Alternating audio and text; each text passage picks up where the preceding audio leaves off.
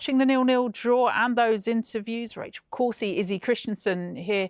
Rachel, watching that shift in mindset, you can see it. Games like that they wouldn't have seen out last season. Yeah, and I think sometimes it's, as a player, especially in that defensive part of the pitch, the reliance you can sort of put on the fact you have structure, people understand the role, there's specific principles that you can follow. And I think for them, they've had a number of clean sheets this season, a number of good defensive displays, and you've grown confidence from that. And I think somebody like Claire Hunt, who's in the centre of that, plays a lot of minutes, you have a responsibility to sort of lead that. And I think she's done that very well this year. I think her transition from PSG initially took her a bit of time. And now I feel like she's found that rhythm, and a big contributor to the fact they're very solid at the back, and that's going to allow them, I think, to continue, as they say, on their journey to hopefully compete with the top four. Remember when we used to speak to Robert Villaham last season, and he said, I'm not concerned really with what we're doing at the back. We just want to score more goals than the opposite. Exciting football.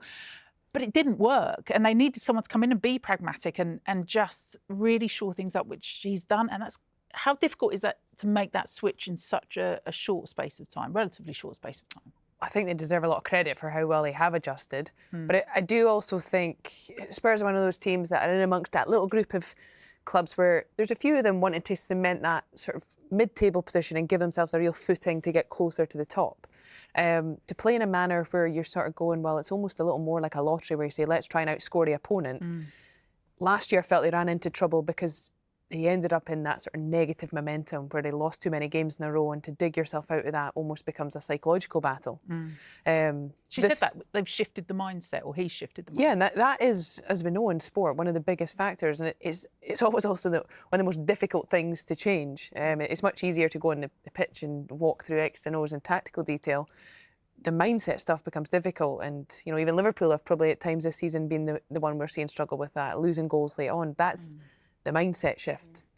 Spurs look a lot more resilient, a lot stronger as a unit. They look like they're more competitive. We've seen a few players in and out. I think that's a reflection of the fact they've had this new manager sort of bounce, which players bring the energy to training. He's trying to make it. You've got to earn your right to play. And I think we're seeing that in the performances too. So they've given themselves a real chance. I think early on in the season, I was still a little bit hesitant to be overly complimentary, but I think we're at a point now where you have to say they've played 3 of the top 4. They've made huge strides in that capacity, and they've got very good results against the teams in and around them. And already doubling the amount of clean sheets that they had last season. When we see Claire Hunt there with Drew Spence, how instrumental is she in that?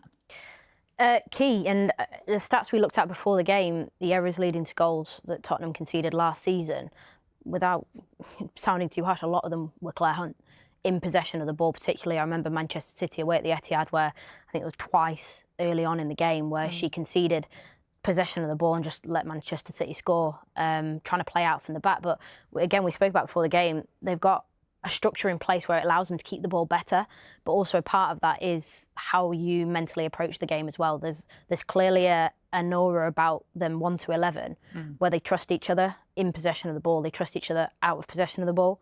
And further back from Claire Hunt, I think goalkeeper Lizzie Kopp's been outstanding as well. I mean, I think the chances that Arsenal had today, I think they should have scored a few more. They were directly at her, so it was quite comfortable for her to make the saves. But I think her aura and her sort of the way that her presence in goal adds a lot to Tottenham.